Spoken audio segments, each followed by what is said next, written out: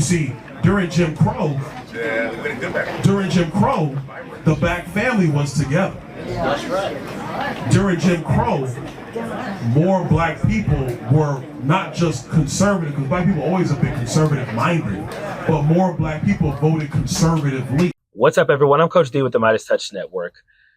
So something I think is missing about the statement or insinuation that Byron Donalds made about the black family being stronger or more conservative during the Jim Crow era is that today's black conservative, the grossest part about them is that they provide refuge, basically a safe haven to racist white Republicans to say or insinuate anything about the black community without it being checked. See, there was a time when black conservatives would at least speak out or speak up when they heard something stated by Republicans that wasn't true about the black community.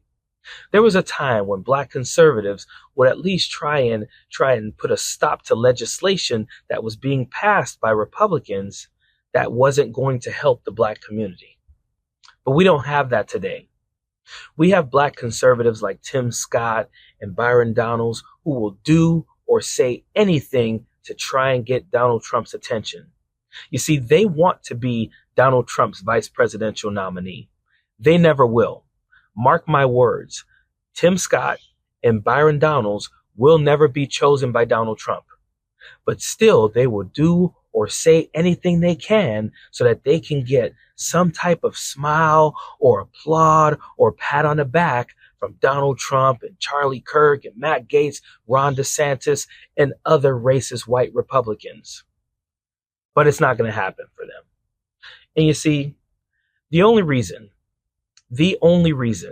that Byron Donalds would ever mention the Jim Crow era or try to shine any type of positive light on an era that was horrible for black people is so that he could gain this appreciation from people who will never allow him in the club.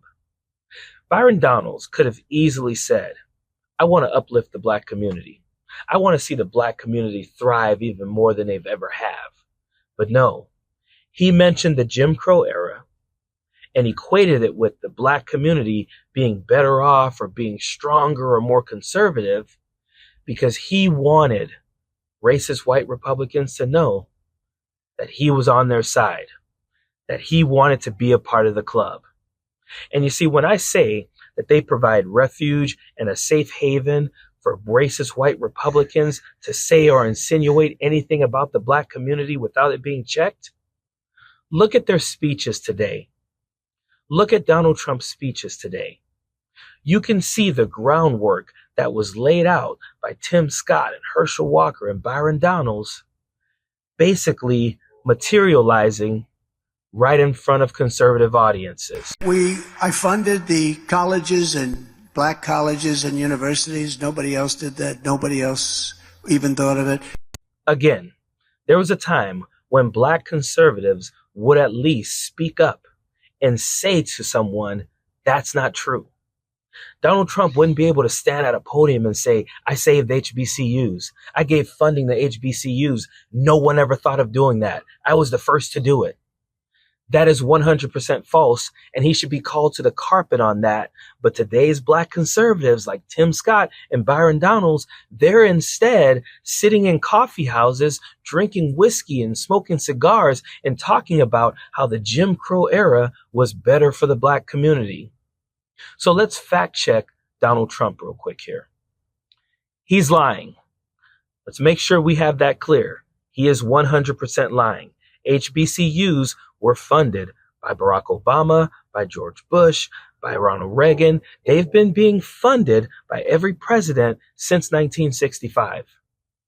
Donald Trump has tried to give less to HBCUs, but unfortunately for him, the support to fund HBCUs is overwhelming enough support that it would withstand even a veto. But if you look at any of Donald Trump's budgets, he was always trying to give less to the historically black colleges and universities. Representative Alma Adams wrote what we call today the Future Act. She lobbied for funding. She lobbied so that HBCUs wouldn't have to go to Congress every year to ask for this funding. She lobbied so that the funding would just kind of roll over every year for at least 10 years. She called that act the Future Act.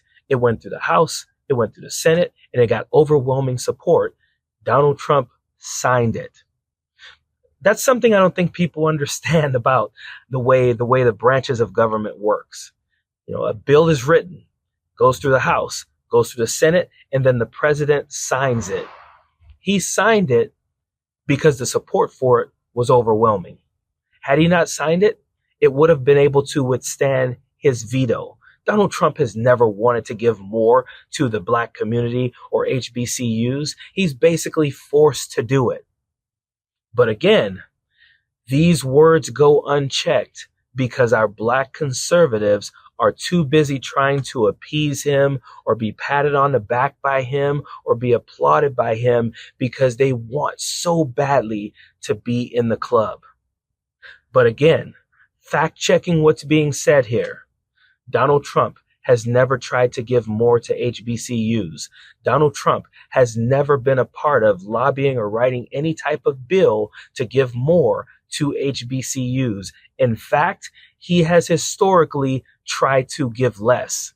If you look at his budgets, he's also tried to defund or give less funds to programs like the TRIO program, a program that is set to help marginalized communities. This is why I think I'm so hard on today's Black conservative. This is why I make these videos about today's Black conservative, because I think they're trying to dupe and bamboozle Black voters. Today's Black conservative does nothing but provide refuge and a safe haven for white conservative racism. Period. Love this video? Make sure you stay up to date on the latest breaking news and all things Midas by signing up to the MeidasTouch newsletter at MeidasTouch.com/newsletter.